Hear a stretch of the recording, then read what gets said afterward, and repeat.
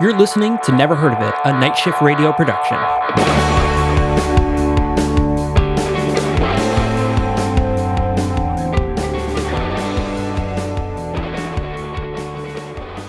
So a whole month of listener requests. This is pretty exciting. Yes, round 2. Yeah, and actually, we got another one on Twitter, so it'll actually carry over to the first week in March as well. But we have more in the backlog, so we can just add this to the list and do that one the next time we do a listener request month. I mean, we can just keep going into March. We have no plans for March. I mean, I guess technically March is our 3-year anniversary. That's true. I got no issues with that. I've got no issues with that as well. I'm glad we decided this live on air. So yeah. I say live on air, but really it's just because here at the Nahoit, we do not believe in editing our podcast. That's true. I do, however, believe in editing all our other podcasts. This one, however, it's kind of like, dude, we're 162 episodes in. Like, that ship has sailed. I feel like we kind of put it all out there with this podcast, and there's nothing really that I would want to cut most of the time. And we do pretty good on episode length, so we're not cutting for time. It would really just be for content, and I don't know, none of the content's any better than anything else. Right. Like it's yeah. I say that the one thing I was thinking about this earlier today because there are so many good lines in this movie, and I was thinking about what we used to do back in the day in our first 50 episodes was we used to cut before we had a theme song. We would cut a clip like a clip from the show or from the movie and put it at the beginning and the end. Yes, I forgot about that. So that was that was our thing that we used to do, and that's the only thing that I think I would bring back is that. But other than that, I think it's as is. It's pretty much best as is. We've been on something of a journey for these last 3 years. Different formats, new theme song. But no editing. No editing. That was the one thing we never did. I think there's been a grand total of 3 edits, and one of them was just because like we were chattering through what was supposed to be the break, and like, oh, when we need to cut that out. And yeah, I mean, I think the only other time where edits were when like the recording messed up. Remember how when we were doing it in the same room, and all of a sudden it would just stop recording sometimes, and we'd have to go back. Yeah, that was gnarly. Yeah, fucking GarageBand. Yeah.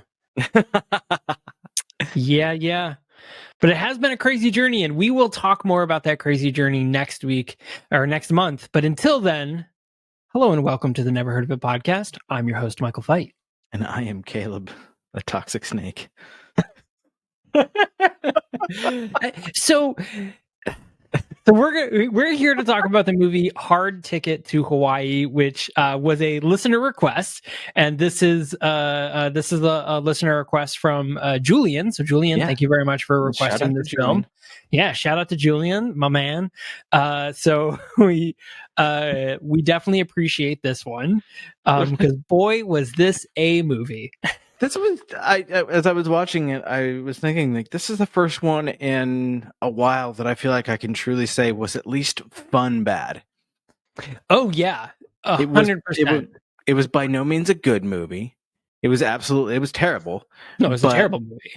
Unlike most of the ones that we've watched in the last few months that have been terrible, it was a nonstop laugh fest. It was so fun. So. I explained the movie to my girlfriend earlier. I was like, "Oh yeah, we got this listener request," and I went and looked up the movie. And it's Andy Sidaris, so all of his movies are just topless women, lots of guns, like any other 90s action film. And she was like, "Yeah, I'm not going to watch that." And then she just happened to be in the room when they were loading when the live snake and Donna and Taryn were driving thing, and like just the way they were talking, she was like, well, now I have to watch this movie. And she absolutely loved it. She was like, this was so great to watch. This was so fun to watch. Oh my God. Was an absolute blast. So, piggybacking off of that content warning, there is a significant amount of nudity in this, implied sexuality, implied drug use, lots of violence, lots of Violence. guns, some stabbings, a Yep. whole bunch of people. I mean, everyone has nunchucks, but no one knows how to use them. No, that blew my mind. What? We'll talk about that too. Yeah, it's, there's some gore from a toxic snake. A toxic, cancerous snake. It was filled with toxins and cancer rat snake. And just like I don't know what a that means. whole bunch of just awful one-liners that will make you cringe. God, they were so bad. There's your content warning. That's all the content warning you need. I'm so glad that we definitely wrote down some of the one-liners, because some of them were just chef's kiss. Like, just so I am unfamiliar with Andy Sidaris, at least by name. So I'm looking real quick to see if I know any other Andy Sidaris movie. Was Andy Sidaris in this movie? Andy Sidaris is in the movie. He plays the director agent guy. Yeah. Okay, he's the fucking sleazy ass director. Gotcha. He was. That fits. So I do know. I have actually seen Malibu Express, which is interesting because they do reference that, and it looks like that this is part of the same cinematic universe as Malibu Express. Because not only they show a poster for it, but they reference the character in it who leaves the mercenary government agency to become an actor, and he makes a movie called Malibu Express. But the other one, and I think this is him. I'll have to look it up. I mean, it is pretty brilliant. I think it's I thought it was part of the same one, but I guess it's not. The Avocado Jungle one, I guess maybe he didn't do that one. I swear that he did, but I don't see it in this list. But it was like Cannibal Women of the Avocado Jungle. Weren't we supposed to watch that one? It was one that I had suggested. How do you spell cannibal? Is it ARMIE?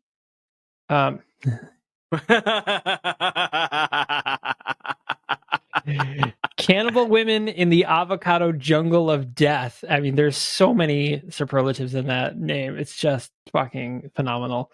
So this is not an Andy Sidaris film, but it definitely feels like it would be a part, like, in that same thing. But this one actually stars Shannon Tweed and Bill Maher. What? So yeah, there's that. Adrian Barbeau. Oh man. Yeah, but that was the movie I was thinking of, but that's not an Andy Sidaris film. They briefly reference one of his other films, Seven, in that same scene where they're talking about the Malibu Express. Yep. They have a poster of it, and they reference it as being like a German film or something like that. Yeah, so like Andy Sidaris has an interesting career. So he did a lot of directing of like sports things too. Like he did like some baseball games, the Summer Olympics, Monday Night Football, a boxing match, Gemini Man. He did an episode of Kojak. He did the Hardy Boys and Nancy Drew Mysteries. These are all in the 70s. The Olympic Games was the 1968 Olympic Games. And then he was part of a series called The Magic Land of Alakazam. This ran from 1961 to 1964, but his very first big gig was ABC's Wild World of Sports in 1961. It is a note that I should mention that Andy Sidaris did in fact die in March of 2007. So he is no longer with us to give us gems of this nature. And I will tell you, that is a straight up tragedy. I mean, he hasn't released anything since 1998. Yeah. So like I think he had his career and probably settled into a cozy retirement and just lived out the last 20 years of his life saying fuck all y'all. Because it looks like from 1979 till about 1993, it looks like he did he just did a string of movies that appear to be all of this same exact type of movie. So Seven, Malibu Express, Hard Ticket to Hawaii, Picasso Trigger, Savage Beach, Guns, Do or Die, Hard Hunted, and Fit to Kill all Amazing. appear to be probably part of all that same idea or universe. I mean, Lethal Ladies Return to the Savage Beach. Right, 1998. Probably Yeah, I would assume that's probably a sequel to Savage Beach. That's a good 9 years later. Good for him. That And was his last. Oh, a stolen computer floppy disk filled with information about the location of a mythical treasure in Savage Island will lure both villains and lethal agents, lethal is an acronym here, into a dangerous treasure hunt. Oh my god. This is phenomenal. Well, rest in peace, Andy Sidaris. Yes. Your filmography is quite the career. One might say it's the tits. I would say that he would say that. There's a lot of toplessness. There's a lot of toplessness, like very gratuitous. Like it's pretty. They miss almost no opportunities to get women out of their clothes in this movie. I can't think of a single woman that wasn't topless in this movie. There was even the dude who was pretending to be a woman was topless in this movie. So like. There literally was not a woman that was not topless. Which is, it's just so fitting. So we watched this movie on Tubi TV. Hard Ticket to Hawaii is available. And actually, all of Andy Sidaris' films, to my knowledge, are actually available on Tubi TV. There is a whole collection of all of these films. I know Malibu Express is. I know Savage Beaches. I've seen both of those. So I would guarantee that they're pretty much all there. Seen as in watched, or seen as in like you saw them in the menu? I have seen Savage Beach in the menu, and I have watched Malibu Express. You son of a bitch! That's awesome. Yeah, of course I did. I was like, well, I'm gonna watch this. I mean, it was a few years ago, but I watched it. So they are all available streaming seemingly for free. No sign up required. Just go to tubitv.com or download the app on your smart TV player of choice. So this film is really interesting because there are several plots running throughout this movie. And now a couple of them, specifically Taryn, I'm going to assume is probably a carryover from a previous film, probably specifically Malibu Express. And I'm actually going to guess that a lot of things were carried over from Malibu Express. It's been a while since I've watched this, so I didn't fully know. But one of the big ones is, she was in Savage Beach. She was in Savage Beach, so maybe it's from Savage Beach. Did she play Taryn in Savage Beach? Yes. Okay, so that Savage Beach came along like a couple years later. Oh, so maybe it carries on. Maybe. Interesting. Yeah, and Picasso Picasso Trigger, as well. She's in that as Taryn. Yeah. Interesting. So she's in at least 3 of these films as the same character. Very not Malibu Express. Interesting. Well, which is weird because they specifically say Malibu Express. So Donna, however, is in Fit to Kill, Savage Beach, Hard Ticket to Hawaii, Do or Die, Guns. So I mean Picasso Trigger. So she was in pretty much all of them. So the first one that Donna was in looks like it was Hard Ticket to Hawaii. Then she was in Picasso Trigger. Then she was in Savage Beach. Then she was in Guns. Then she was in Do or Die. Then Hard Hunted and Fit to Kill. And she was also in Silk Stockings. I know I've mentioned Silk Stockings before. We've talked about that USA show, where it was one of those shows that like there was no nudity in that show, but it was like as close as USA could fucking get. Like it was as close as possible as they could get to showing nudity in that film. And I remember in that series, and I remember watching it as a kid. I mean, Silk Stockings, 1993 ish. So, I'm like 12 to 14. And I remember watching it being like, I feel like I shouldn't be able to watch this, but at the same time, like, it is okay because there is no nudity or anything in this, and there's no swearing or anything because it's like on broadcast TV. It was technically okay. Right. It was technically okay, but like probably not so much for a 12-year-old. And Amazing. thus exactly as the reason I am as I am now. But yeah, so yeah, that's where we watched this film. So Hard Ticket to Hawaii starts with a really interesting thing. So we see two an older cop and a younger cop who are the whole movie, by the way, is set in Hawaii. Absolutely beautiful surrounding. Mm-hmm. So the movie starts with these two cops, and we get the one line that we always like. The minute you hear it, you're like, you're fucked. The one cop goes, "I've got a month to retire. When I'm done, you're taking this all over." And it was like, oh, that's it. You're fucking dead. Like we I knew said that right out off loud. the I'm like, he dies real soon, and yeah. then Ellen was just kind of walking around doing stuff, and she's like, "Yeah, retirement. Yeah, he's dead." And Oh then yeah. it was not even 2 minutes later they Yeah. get caught by the drug runners and get strung up and shot. And I was like, "Well, there it is." And she's like, "Already?" Yeah.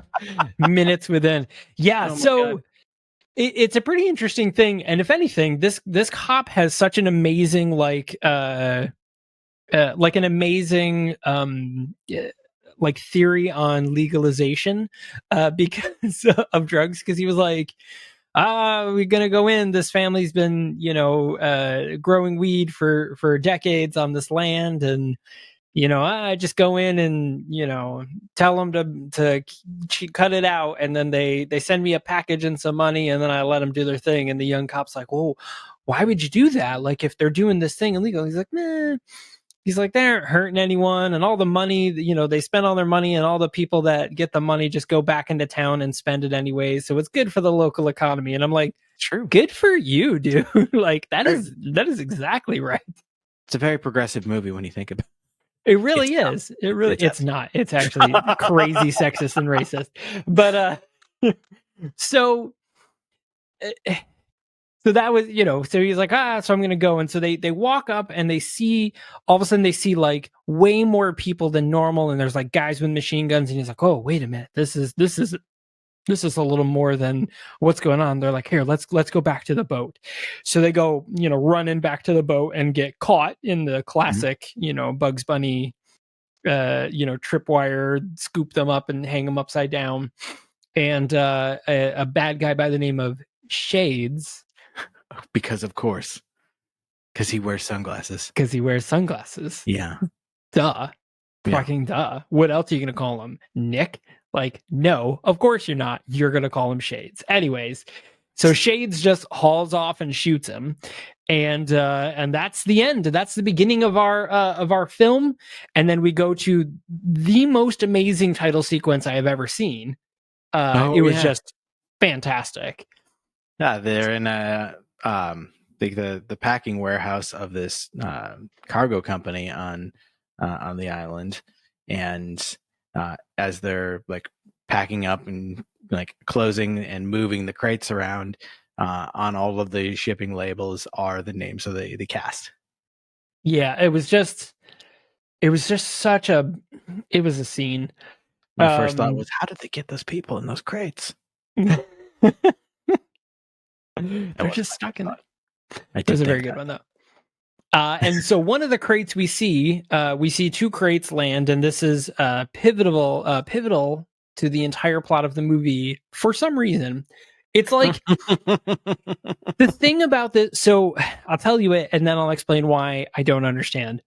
So we see two crates land, and one of which is, says live snake, and it Yes. says caution, like containment, medical containment, like don't open, blah, blah, blah. And then the other one is just another live snake crate that's just a normal live snake crate. And the Mhm. guy was like, oh, okay, you got to load this, be careful with the snake. You got to load it up onto the plane. It's going to head over to the zoo or whatever. And the guys will look, okay, boss. And then Time for a coffee break. yeah, time for a coffee break. And then somebody is like driving a forklift. See, this is where forklift safety comes in so You much. Like, you really need to watch those videos. gotta watch Yeah, where you're going. it's very crazy. Hey, fun fact, by the way, one of my editing jobs was to edit safety training videos for things exactly like driving forklifts and operating heavy machinery. I used to edit those videos. I thought you were going to tell me you were a licensed forklift operator. I am not a Someone I licensed know forklift is. operator. I can't remember who, but someone I know is a licensed forklift operator, Yeah. and that's kind of dope. I have driven a forklift before, but I'm not licensed. So I illegally drove a forklift, and it was awesome. I would Woo, totally do it woo, again. woo, woo. Oh, you're fucked. Oh shit, the They're coming forklift cops are the forklift feds. They're on my tail. Dumb. So yeah. So and now the thing happens, the guys load up the thing on the cargo plane, but we were introduced to Donna and Taryn. And so we learn that Donna is basically undercover by the agency. The DEA. Oh yeah, the DEA, She's but drug it's like she enforcement. just keeps saying the agency. But so she's drug enforcement, but she is basically running a cargo company as like a cover. Like that's pretty much like the Yeah, right. Like that's that their is her thing. cover, but somehow it's become like a successful, profitable business. Which there's a really funny I think it's a Chinese movie. I can't remember the name of it. I'll have to look it up. But there's a really funny movie that's that exact plot. That these cops set up this restaurant as like a front. But then it turns out that like the cop, like the lead cop for it, turns out that he just loves to end up like loves being a chef, and his restaurant ends up just being crazy successful. And he was like, "Oh, well, I kind of just want to be a cop. Like I just want to be a chef now."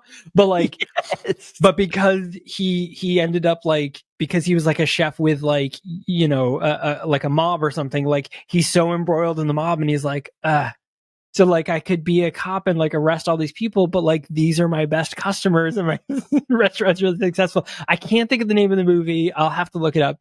Very, very funny movie. That does sound pretty awesome. Yeah, it was great. That was a really good movie. But yeah, so so she mentions that. So now Taryn is in witness protection, but because she can't like she has a hit on her everywhere, the only place she can be that's safe is with Donna. So basically they've assigned her to basically help Donna basically run this cargo place. But we missed Rowdy. I missed Rowdy. I missed the introduction of Rowdy and the first line you sent. So how are we introduced to Rowdy?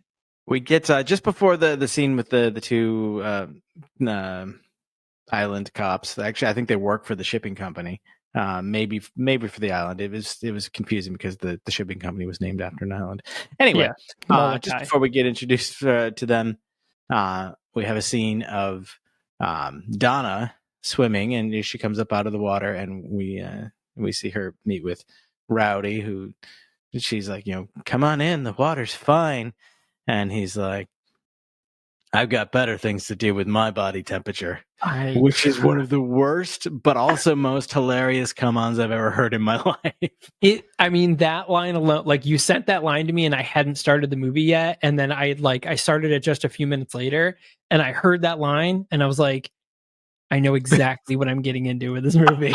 Like that line, that scene was just amazing. So the thing about this movie is this is like this weird like male fantasy type film, but not like in the crazy toxic male fantasy in the world where it's like the male fantasy where the guy thinks that they're the good guy and that they like totally think women are equal and stuff like that, but they're totally wrong. Like they don't actually think that, but they like think that they do, because all the women are kind of like snappy back to him and have a little like, hey mister, and they all have like this aggressive sexual nature where they're like, I'll get what I want, and they have their little one-liners back. Like one guy was like, oh, I've got a great seat for you, you can sit on my face, and she's like, why, is your nose bigger than your dick is? Great fucking line. But it was like the host at the restaurant, Ashley, I think his name was. What a fucking sleaze. He was. But so that's the thing is like, you have a guy like that and every guy is kind of like that guy. They're all talking about like, oh, I went and saw this nurse and she kept me in stitches. Just fucking terrible. And like, she treated me real nice. And it was like, she kept me in stitches. She kept me in stitches. I fucking this is ridiculous. But yeah, it's also like the main characters are ostensibly Donna and Taryn, and this is an action film, and so typically in an action film, even now, I would say like of this time period, but even now, you'd be introduced to like supposedly like badass women action heroes who at the end need to be rescued. Right. And there's a little bit of that, but for the most part, they really hold their own and like hold the spotlight through pretty much the entire movie. And the men are there almost as much as like the gratuitous, like muscly chests as anything else. Yeah, and it's weird. They're not smart. They're not particularly heroic. No, and like Rowdy is a terrible shot, and like they keep joking about how he can't like shoot a gun. He like the one guy, I forgot what his name was, Jade. Jade, yeah. Who was the Jade. like straight up Steven Seagal ripoff, right down to the ponytail, which is phenomenal. Yeah. Yeah, so Jade, keeps making fun of Rowdy that he can't like hit his targets. He's like, "You need to practice, Rowdy. What are you doing?" It was just, oh boy. But yeah, so there's like this, but it's like this casual sexism and misogyny, but like all the women play it off and then they just do it right back. And so it's that mindset of like, hey, I'm super sexy and all women want me, and they're just being playful and blah blah blah, and it's okay for me to be like, you got a nice set of hooters, and for them to be like, no, that's just that person being that person, and then blow it off and everyone thinks it's cool. That happens the whole movie. I know this is very common every in guy films, but it's every guy. Oh, you froze. Oh no. Oh, I don't know what's happening. You're frozen. Oh, there you go. You died. There you go. Yeah. Everybody froze. But so that's the thing. Like, it's not even like the bad guys are like that. Like, it's only the good guys act like that. It's that same sort of thing. It was very weird. And just like the like unnecessary like B-side like B-roll actors that are just like in the background. They'll make comments like just guys at the restaurant. Yeah. Like, you didn't even need to speak. Yeah. Oh, yeah. Like one of the waitresses, who's they're in Hawaii, so everyone's wearing very beach typical Hawaiian typical outfits, and like one of the waitresses walks up, and the guy like looks up at her face and then looks straight at her boobs and looks back up and is like, "I'll have a pair of coffee." Actually, that was Andy Sidaris. That was, yeah. But it's like it's those sort of comments. And the sleazy host dude at one point walks up and he's like, "Oh, I see you've met these," and the nice young lady that they're came along with. I'm like, what the fuck? Yeah, right. Like, I would, if that happened to me at a restaurant, like if somebody walked up and was like, "Oh, I see you've met these," and the lady that brought, I'd be like, "What the fuck, dude? I am leaving this restaurant right now, ma'am. You should come with me. Like, what is wrong? You need to leave. This is messed up. Very, very messed up." Her character name was Patty Cakes. Of course it was. Why would it not be? So I thought they were just like sleazy nicknaming her, but like that's how she's credited. Patty Cake. Yeah, there was a few people. So like Donna plays Donna. Mm-hmm. There's who else? Edie. No, there was a couple of people that actually play their character's name. Oh yeah, Michael.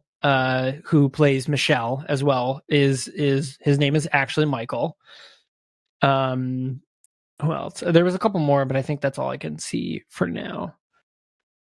Oh, Patty Cakes, and her name was Patty in real life. Oh, okay. Yeah.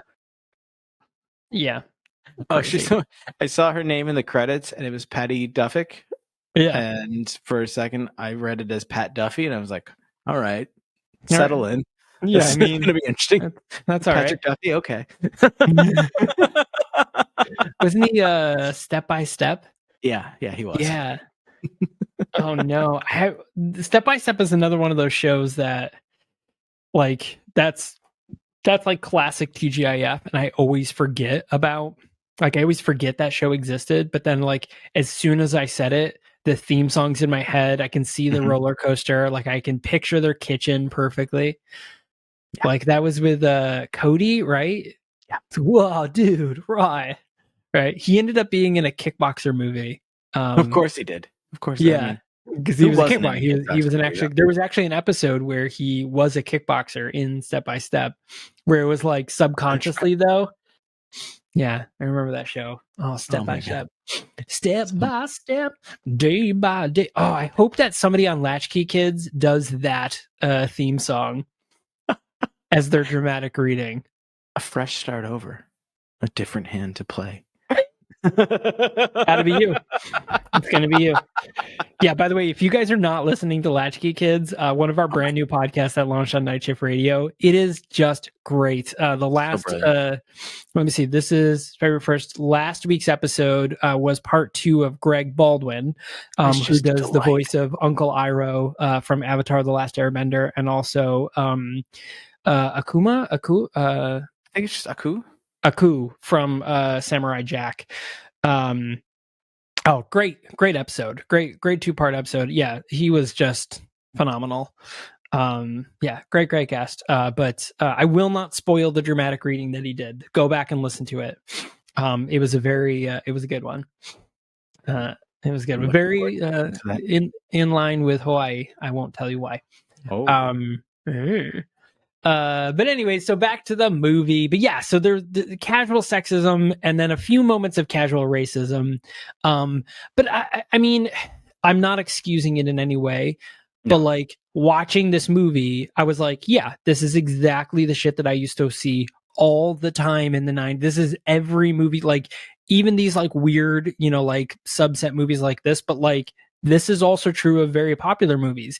If you've never seen Lethal Weapon 4, go back and watch Lethal Weapon 4, the one with Jet Li, and the amount of crazy casual racism against Asians is, and it's not casual, it's very blatant. It was just like, oh my God, like there's an entire scene where they're making fun of a guy for his accent, and I'm like, holy fuck, like how is this still okay? And then I was like, oh right, it was Mel Gibson, never mind. Yeah.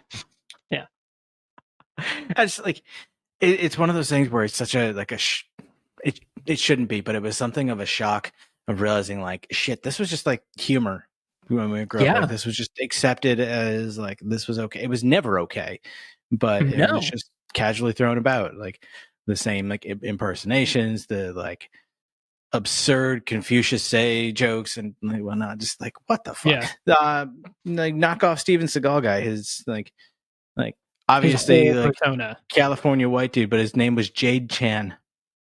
Yeah, and like one of the big bad guys in this movie, his name is Mr. Chang. Yes. And he's played by fucking Peter Bromelo, who is just some fucking white Irish guy. Like, I mean, also though, he's been in some pretty crazy things. He was in The Rocketeer. He was in The Avengers, the series, the 1968 series. What else was he in? He was in Wild at Heart. Wild at Heart, best Nicolas Cage movie. Yeah. My stepmother's an alien. A Break-In. He was the judge in the original Break-In film, which, by the way, that guy died a couple of weeks ago. That was very sad. Oh no. Yeah, the main guy from it. He was in the show Remington Steele. Very interesting. Hawaii Five-0. I mean, like 8 is Enough. Fantasy Island. Jesus Christ. Like, the Hardy Boys and Nancy Drew Mysteries. He was in the one that Andy Sidaris directed. Can we talk about how Peter Bromelo was also the only one in this movie who could fucking act?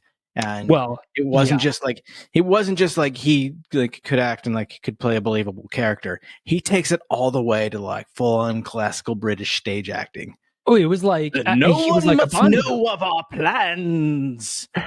Kill them all. He was like one of the first 3 Bond villains. Like that is exactly like the caliber of acting that he delivered. On top, I mean, keep in mind that like the sub bad guy Seth, one of his dudes, one of his like gang members, literally the dude's face never fucking moved. Like he would deliver a line, his brows wouldn't move, his eyes, his brows, his forehead, his cheeks, like it was just like his lips would move a little bit, and it's like your entire face is plastic. Well, you're referring, of course, to Rodrigo Obregon. I have trouble with rolling my R's. Rodrigo Obregon, who was also in almost every one of Andy Sidaris' movies, but as a different stereotypical Latino name every time. So that's super weird because so he's the bad like in all these movies, but Donna is the same Donna in all these other movies. But He's a different bad guy, but and he's a different presumably bad guy in all of them. That is I hope wild. he meets a similar fate in each one because that would be hilarious. Oh my God. We'll talk about that. Yeah, you know what? Here's what we're gonna do. We're gonna go to a commercial break really quick, and when we come back, we'll actually talk about this movie. But before we do, just a quick reminder, of course, if you have not subscribed, please do so. It's a really great way to find out when new episodes come up. Because we so I mean, just last week we released 2 episodes last week. We did a bonus episode, our first big crossover event with Second Edition 1. We did we carried on with part 2 of Battlestar Galactica Razor, one of the mini movies that happens in between the seasons. And then yeah, so good. And then on Thursday we dropped our trailer for today's episode, and then today you have an episode. So definitely make sure to subscribe so you can hear about all those cool things. And if you're like, you know what, I love hearing you guys, and it'd be really cool if I could hear you even earlier. What? Well, it just so happens you can. If you actually head over to patreon.com/nightshiftradio, you can subscribe to our Patreon and get our episodes like up to 3 days early. So you'll be able to get them on at the earliest Friday, but sometimes it's Thursday.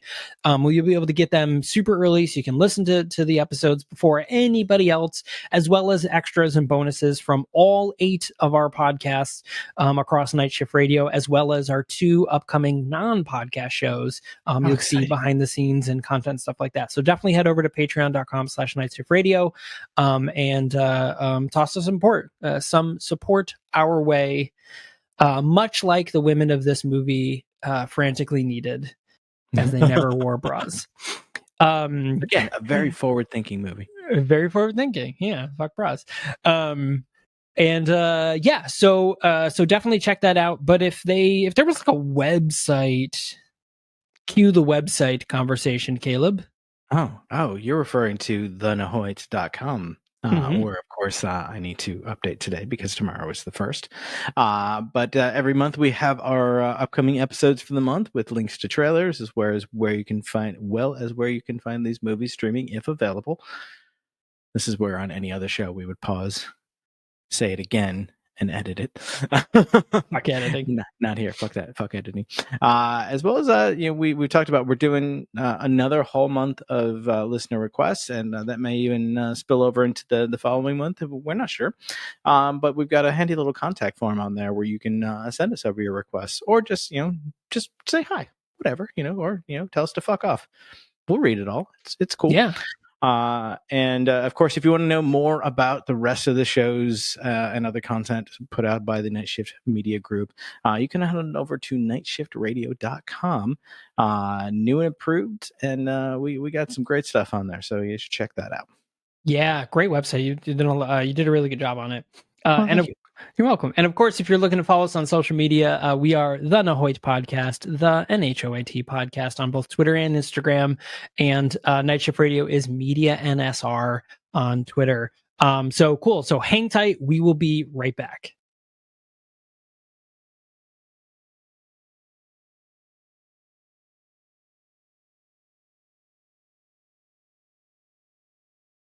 Hello and welcome back to Hard Ticket to Hawaii, which also had an amazing theme song. Yeah. The Hard Ticket to Hawaii, but it's not by amazing. You mean awful? Awfully amazing. Like hella 80s. Oh, it was so 80s, but it was just fucking phenomenal. Yeah. Nice. Yeah. There was the actual like Hard Ticket to Hawaii song, but then there was also Hard Ticket to Paradise later on, which was the ending song. Yeah, they covered the whole way, and I respect that. I wonder if like they had so the song was written by Jay Molina. I wonder if they had him make both Hard Ticket to Hawaii and Hard Ticket to Paradise because they weren't sure on what they were going to name the movie, and they're like, you know what? Why don't you just make a theme song for both? Both, yes. And then like when we decide which one what the movie is actually named, we'll use one or the other. And then he wrote both, and they were like, this is a fucking jam. We're just going to use both, but we're naming it Hard Ticket to Hawaii. Yeah. Well, and like Hard Ticket to Hawaii was like super like 80s ballad, and Hard Ticket to Paradise was a little bit more like rocking, a little more aggressive. Yeah, it was a Uh, little. It was more it was the hard and Hard Ticket. Yeah. And the other one is more of the ticket and the heart. I don't know. So the thing about the Hard Ticket to Hawaii theme song though was it was very ominous, and now we know why. Is so what we learn is Donna and Taryn take this couple on so they kind of doing a double duty cargo thing. So they load the snake up to take it to a wildlife reserve, and what they think is the normal snake. And then they load up this couple and they're going to fly them and drop them off on this part of this beach where they're just going to like we love observing nature in its natural form is a line that the guy actually says. And so they're gonna drop this lovely little couple off, and they're gonna go. Yeah, nothing bad will happen to them at all, right? And they're going to go off and do their couple beaching things, and then they're going to deliver the snake, and they do. But just as they do that, they get out of the plane. We see a tiny little helicopter, and that came from Peter Bromelo's Mr. Chang, Peter Bromelo's boat. It's basically like a little drone before drones existed. This is 1987, and it flies over to the island area, which we know is right by where all the machine gun weed farmer things are happening. And it drops open. A lot happening on this island, and there's a lot happening in this movie, and one plot of this just doesn't make sense. The snake is just so unnecessary. It's just so like one extra over the top thing that I just do not understand. Somebody was like, "No, we got to do the snake thing." Like Tony, enough with the fucking snake. Like we got the drug guys and the thing. Like that's the movie right there. He's like, no. Like, look, I already paid the creature effects guy to make this snake. The snake's going to be in the fucking. Why movie. Did you do that? We didn't say to pay him first. Look, I paid him up front. We have the snake. I told you we weren't doing the snake. Well, now we have the snake. So listen, either we put the snake in or I walk. I mean, that's kind of my philosophy. Like, we're not going to do the thing. Oh, well, I already did it. So I guess we got to do So I guess we're doing the thing. I've strong-armed you into adding a toxic, cancerous snake. Oh, he's been made toxic by all sorts of rat cancer. Yeah, rat cancer. Which, like, what? How did that's not even science at all. Like you're not even close to like you could have just made it be a regular snake. Like it didn't even have to be a toxic cancerous snake. It could just have been a snake and everyone would have been like, oh yeah, snakes. They, it's a giant thing. It kills people. Sure. That's acceptable. It could have been a poisonous snake. Or sorry, venomous. It could have been a venomous snake. Or it could have been just like a particularly aggressive boa. Right. Or an anaconda, I mean, I guess the movie Anaconda was a few years off, but, They thought they were delivering a boa to a wildlife preserve. I also love the kind of throwaway line where someone's like, there's never been a snake on the island before. Well, I guess there is now. Like, right. Nothing bad can come of this situation. Like this is definitely going to resolve itself very peacefully. Didn't you see the episode of The Simpsons where Bart brings the frog? Come on. I'm sure that episode aired by now. Simpsons predicts everything. They do. Dolery doos. So the snake gets loose, obviously. And the girls discover the helicopter. They open up the helicopter, and in it are two little boxes. They pick one of them up, and and they grab it. And just as they grab one of the boxes, or they both have boxes, two guys, one of them being Shades, comes out, and the other one is. These are Shades' sub henchmen. Right. Oh yeah. So it's Chemo and I don't know, some other dude. Doesn't matter. I don't even know if he honestly gets like an actual credit. Oh no, it's Earring, who is played by Glenn Chin. There we go. Earring. Yep. Earring, and then someone else, maybe Chemo or something. No, because it's fucking skateboard dude. Oh yeah. I forgot about him. And that's pretty interesting. So Glenn Chin has actually been in some really good movies. He was in Natural Born Killers. He was in the original Mortal Kombat movie. He was in 50 First Dates. He's in Naked Gun 33 and a third. Did you know they're remaking Mortal Kombat? Yes. with like a really large budget. It looks really fucking cool, actually. I'll bet it sucks. Yeah, no, I'm still gonna watch it though. Hell yeah. Hell yeah, dude! It's fucking Mortal Kombat, and I swear to God, I'm putting this out there right now, okay, to our thousands of listeners. If I do not hear the Mortal Kombat yell, I will fucking riot. I will riot. It has to happen. It's got to happen. I need to hear the Mortal Kombat. I will destroy things.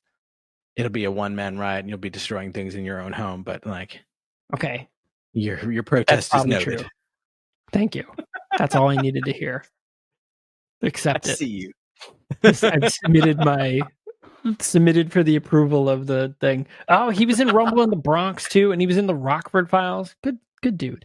Glenn Chin. Oh, he was in Three Ninjas. This is fucking phenomenal. Oh, cool. Anyway, so earring, because he has an earring. So they see the girls and they're like, "Hey, freeze!" And they, start shooting at him. And the girls, one, and this is what Caleb you were talking about with the nunchucks. It's a theme. She throws them. She throws the nunchuck. Like she doesn't even like gun at a vampire. Yeah, she just fucking throws the nunchucks at the guy's face, and I'm like, that's not how you use those. And then the other girl pulls out ninja stars from her boot and just fucking ninja stars earring in the chest. And he was like, "Ow, what the fuck, man?" And let me just like looks at. He's like, dude." Why? Does she have a throwing star? Who has a throw? We have guns. How did we lose this battle? This chick just threw nunchucks at us, and the other one hit me with a throwing star. We both have guns. How are we losing?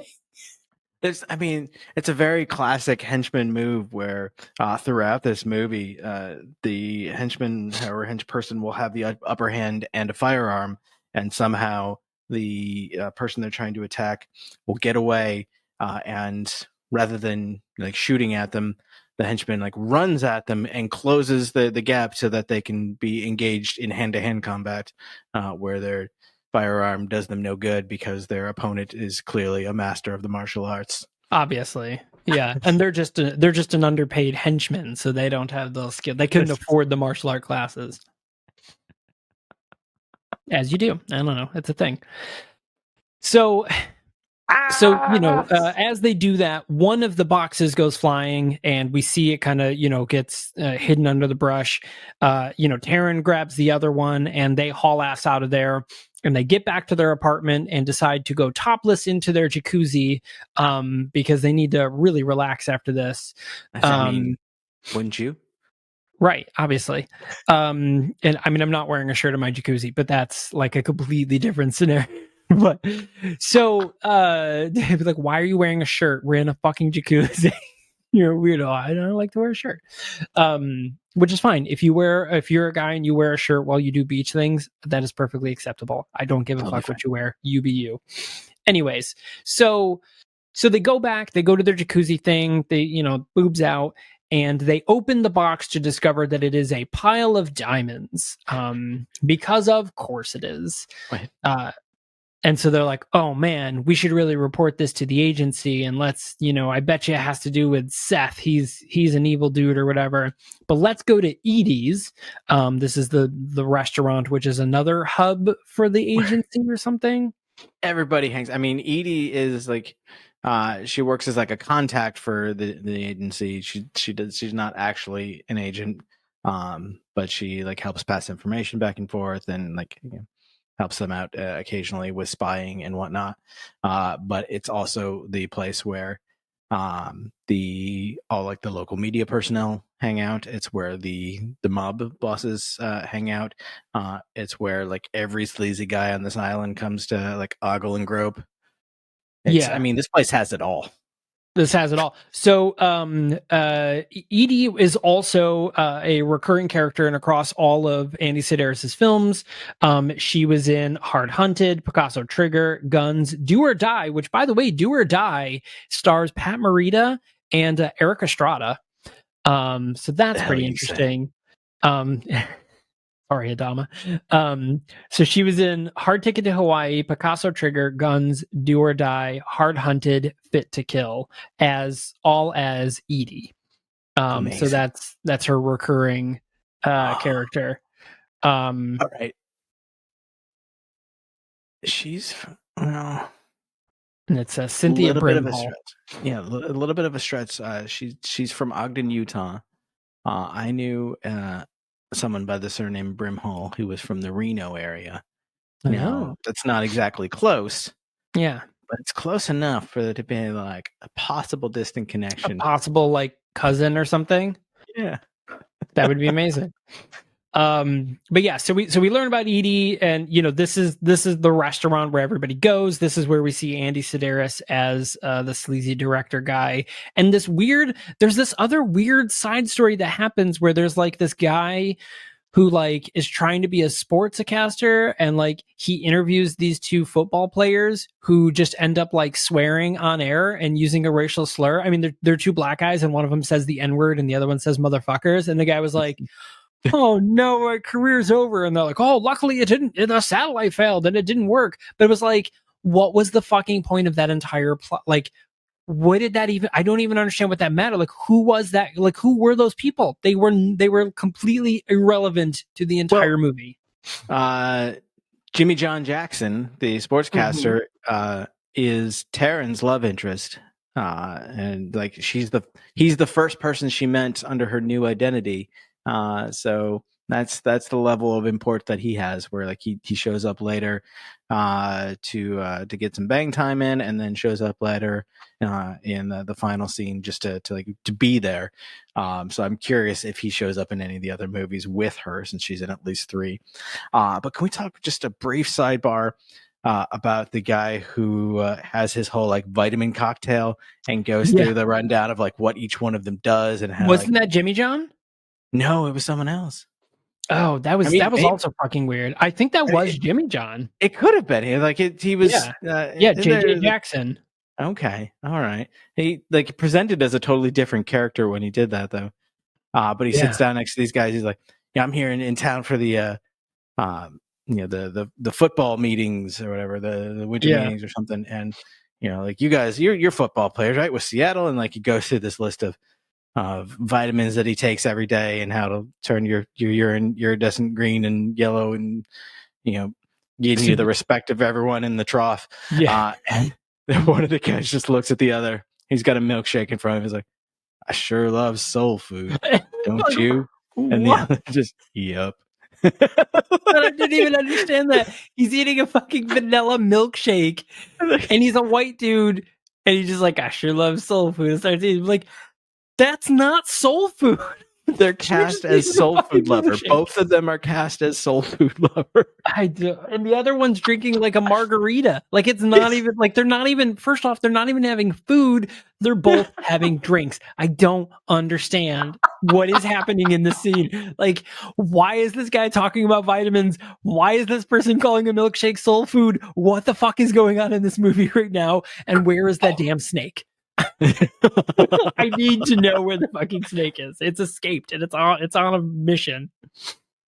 But so the thing about the snake, to kind of start wrapping this up, I guess, the thing about the snake is the snake just sort of exists in the background, and like every so often in the middle of this, like, oh, hey, by the way, these drug running diamond mobster people are like trying to kill us. Every so often they'll be like, man, we really should do something about that snake. Like, what the fuck why are we talking about the snake, man? The snake pops up and kills people. Like, of course, the couple that went to have their private beach retreat. Oh yeah, they get fucked up. They're taking Polaroids. They get attacked by the snake. And Donna and Taryn stumble across the mutilated bodies later, and they're like, oh my God, what happened? Oh my God. And then, of course, they find the Polaroid, and in very much the way that Polaroids don't work, they pick it up, and so many ways. A photo like just begins to develop, like, oh, this one was stuck in the camera. Like, that's not how they work. That's anyway. But as it develops, it's just a shot of the snake, like, what's up, motherfuckers? Surprise, motherfucker. So good. Snake That eyes, might be the motherfucker. best part of the movie. It was snake eyes, motherfucker. It was that and the toilet at the end. Because Oh my god, when I said that, I screamed with laughter. I fucking lost it. I don't think I have laughed. I actually, I'll be honest with you, I don't think I have laughed that loud or boisterously in front of my girlfriend ever. And it just was, she was just like, what is happening? Because I just fucking lost it. At one point, covered my mouth with a blanket because I was screaming into it. Ellen was like, "Are you okay?" Oh, it was just so good. I think it was immediately after the snake pops out of the toilet when Rowdy comes back with the fucking bazooka. He shoots the snake with a bazooka. Shoot the snake with a bazooka. With a fucking bazooka. With a bazooka, he's shooting the snake. But then the worst part of it, and it's just, I was waiting for it. As soon as he did it, I was like, say it. You're going to say it. There, here comes the one line. And he goes, just when you think it was safe to take a pee. And I'm like, get the fuck out of here. Who fucking says this? Someone calls us out in the IMDb goofs. You know, so the bazooka plays a recurring role throughout the movie, and it's amazing. Right. But the damage that it deals it varies wildly from scene to scene. Yeah. From, you know, like they knock a guy up into the air and like completely eviscerate him with one, which was fucking phenomenal. Amazing. Like fucking like Tony Hawk, but like with a shitty wig and a mustache, like fucking doing handstands down the road and shit. I swear that this is how this guy got hired for this job. Is like somebody just saw him doing that shit. Like, you're in the movie, because he couldn't fucking act. He's just high as balls doing it in Hawaii, and they're like, "Yo, hey, you want to make $100? Come here." Oh my god, I wish I could think of the name of the guy that I actually think he reminded me of. But anyway, so they do that. They knock him up in the air and blow him up with a a rocket. But then they do the same thing with like a rubber blow up doll to the same effect. Like, it blows up as though it was a human. And then later they shoot it in the drug runner's house, and it like targets someone like through a doorway and like just kills them. And then when he shoots the snake, it literally just blows the snake's head off. But it doesn't even, so the guy through the doorway, it hits the door and explodes, and it just shoots the guy backwards. He doesn't explode or anything. Like, he is just blown backwards, but it's through like a thin like paper door. Like, it's not like a fucking door. Like, it's not like a metal door or something. It's literally just like a clear like see-through thing. It was just absolutely fucking absurd. It does exactly the amount of damage that it needs to for the scene, right? And but more. But then another scene, it blows up an entire helicopter. Like, it's just like, this is the most magical rocket launcher in the world, and it's a fucking 4-barrel. Which also, it's just I mean, all of the weapons used in this movie are like the most like stereotypical 80s action movie weapons you can find. Like the fucking the actual like Megatron pistol, like half the guys had Uzis, and then of course this fucking 4-barrel rocket launcher, which is the most amazing thing. So the other crazy thing about the rocket launcher, which is exactly how weapons don't work either, is that he has this rocket launcher and it's huge. He has to like put it up on his shoulders and stuff like that. And in one scene, someone's like, "Here, hold this." And he hands him the rocket launcher, and the guy picks it up with just like his one hand. He just like picks it up and is just like holding it in his arms. Like, that is a fucking rocket launcher, dude. That thing's got to weigh at least 50 pounds, and you're just palming it like it's a fucking basketball. Like, what are you doing now? Like, Rowdy and Jade are full on beast mode here, though. Like, oh yeah, they are. Yeah. After Jade's been shot and just continues driving down the road, cracking jokes. Like, shot in the chest. Yeah, he's shot by a shotgun in the fucking chest, like literally in the heart. And he's like, "Huh? Well, I think there's more shrapnel in our car than there is in me." As he's bleeding out. Like, "How you feeling, buddy?" "Well, I've been better, but I think I'll be fine." Phenomenal. So Yeah. So the whole snake scene. So later on, all the bad guy things happen, and at the very end of the movie, Seth, who is like the middle bad guy, or the one who's like running the island, but he's like taking orders from Mr. Chang, who we see at the end of the movie. But Seth comes in, and he's the only one left alive after they storm the compound, and they go in, and this is the best part. They do this scene, and it is just great. So Seth goes to Donna's house, right? Donna's there, and she's like, okay, well, we did it, as they're driving away. And then someone was like, who killed Seth? And he was like, oh no. So Rowdy flies out of the van in his dirt bike, out of the back of the van in a dirt bike to go after Seth. And meanwhile, everyone else goes home. Donna goes home. She's, cleaning up because she's covered in dirt and stuff like that. And in comes Seth with a knife, and he, goes to attack her, and she, beats him up a little bit, and he pins her into a closet, and she has a spear gun in the closet. And so he breaks in, and she spear guns him, and it goes through him, and he's like, "Wah!" And she knocks him over, and he falls down, and he's seemingly dead. And she gets up, and she's like, "Oh." Whew. And the music starts playing like da da da da da da da, and you're like, all right, cool. So Seth's dead, everything's winding down, and then she's like, all right, I'm gonna calm down. And then Seth jumps up again, and he's back there, but this time he has a knife, and he goes to stab her, and she stabs him with the knife and knocks him over, and she's like, and the music da da da da da da. She's like, well, I'm gonna go into the bathroom and relax. So she goes into the bathroom, and she sits down, and this is when the snake pops out of the toilet and explodes out of the toilet. She's like, fuck. So she runs out of the bathroom, and then Seth gets up again, and she's like, oh shit. So she dives behind the fucking bed, and the Seth like hears the noise in the bathroom. He's like, oh, there she is. And he goes into the bathroom, and the snake lunges out and bites him, and now he's for real dead, maybe, I don't know. And then this is when Rowdy drives through her wall with the dirt bike in slow motion. And her house. He went to the wall of her house. Why did he do that? Oh my god! So he drives through, and he pulls out his rocket launcher, and he's like, hang on, I got this. And the snake rears up, and he shoots the rocket launcher, and the snake's head blow up, by the way. It's like a fucking 6-inch head of the snake, and he hits it with a rocket launcher. Clean shot right between the eyes. The snake's head blows up. And then she's like, you wouldn't believe if this came out of the bathroom just when you saw it was safe to take a pee. And then they go off to Mr. Chang. He pulls down, like, they beat the shit out of his bodyguard, who like lives to make his victims suffer or whatever. Like they talk about how tough he is.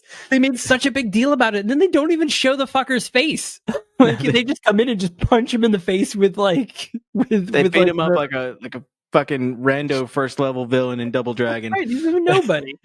And Mr. Chang like pulls a katana down off the wall and like swings around and like, you don't want to do this, buddy. And he's like, oh, don't I? And then Rowdy's like, you brought a knife to a gunfight. And he pulls out a gun, and Donna pulls out a fucking bigger gun. Fucking dirty, hairy, like long magnum. And Rowdy's face, he just looks at it. Nice. Nice. Phenomenal. And of course she shoots him a couple times with it, and he goes flying out the window. And when he goes splat, that apparently is the level of violence that's just too much for the rest of their crew. They're like, oh no. Taryn goes, screams, and like hides into Jimmy John's like arms, even though she literally blew up a fucking helicopter. She blew up a helicopter with people in it. But like, this is troubling her. That's that crosses the line. Right. She watched body parts rain down below her. But this is a little too much. And then they get on the boat, and it's the federal agents and Taryn and Jimmy John. And they were like, oh, we should we should go back and get the rest of the diamonds, so we can, turn them into the agency, right? And they were like, yeah, that's what we're gonna do. And Taryn's like, well, I'm not going to do that. I'm going to keep the diamonds because I'm not a federal agent. I'm just a civilian, which they've been saying that to her, like, Taryn, you don't need to be doing this. You're just a civilian. Like, you shouldn't be doing this, but yet they do anyways. And she's like, right.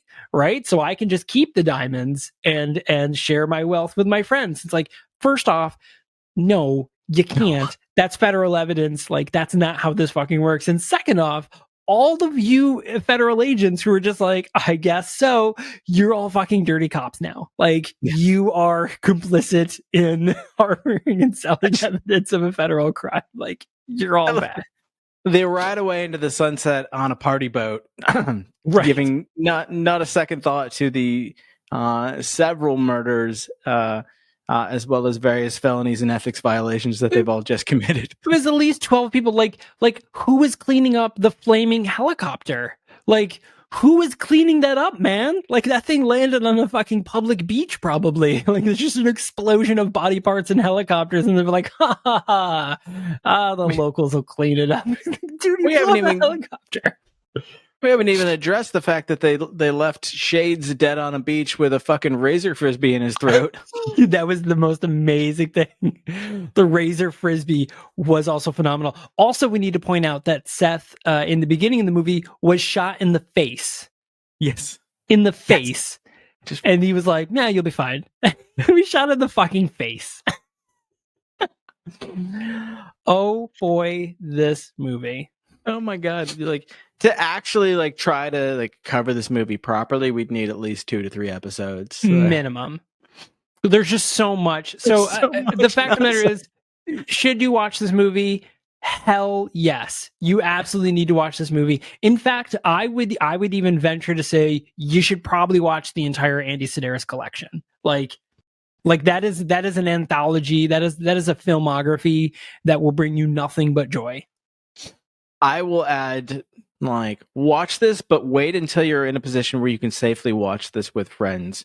Because you will fucking scream. It is definitely better watched with friends, with people that will appreciate the ridiculousness in it. Now, of course, we said it before, but we will say it again. We actively condone the direct sexism and racism in this movie. Condemn. As much as I could say that was the time and blah blah blah, it's still not acceptable. And I guarantee there's a lot of it in the other movies as well. But there still is a lot to enjoy in this movie. So that being said, yes, you absolutely should watch these movies. That's just you should. They just should be watched. I don't want it hanging out there in the air. You said actively condone. Yes. Yeah. You mean condemn. Condemn. Did I say condone? I meant condemn. We do not condone. We condemn this. I know what you mean. I think I meant to say we don't condone, and then I meant to say we do condemn, and then words are hard. I meant to say cool, and I meant to say great, and it came out gruel. My Mean Girls quote of the day.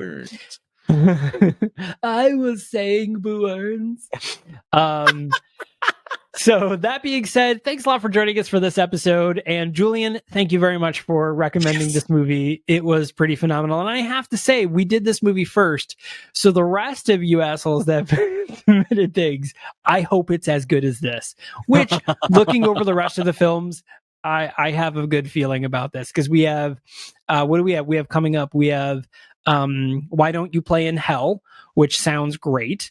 We have Zombie Tidal Wave, which, I mean, duh. And then we have a classic film. This is an older classic film, Turk 182, which is an older, but is a classic film. I have actually seen Turk 182. It is just a hilarious film, but it is probably going to be the same sort of classic, subtle sexism and racism. But we'll see. It's been a while. Hell of a month coming up. Hell of a month coming up. And then what's the one we have in March? I don't think I've added it in there, but I don't, that was the one we got recommended on Twitter. We'll figure it out. You'll see it. Just go to thenohoit.com and you will see it on the calendar. What? So thanks a lot for joining us, everyone, and we will see you next time.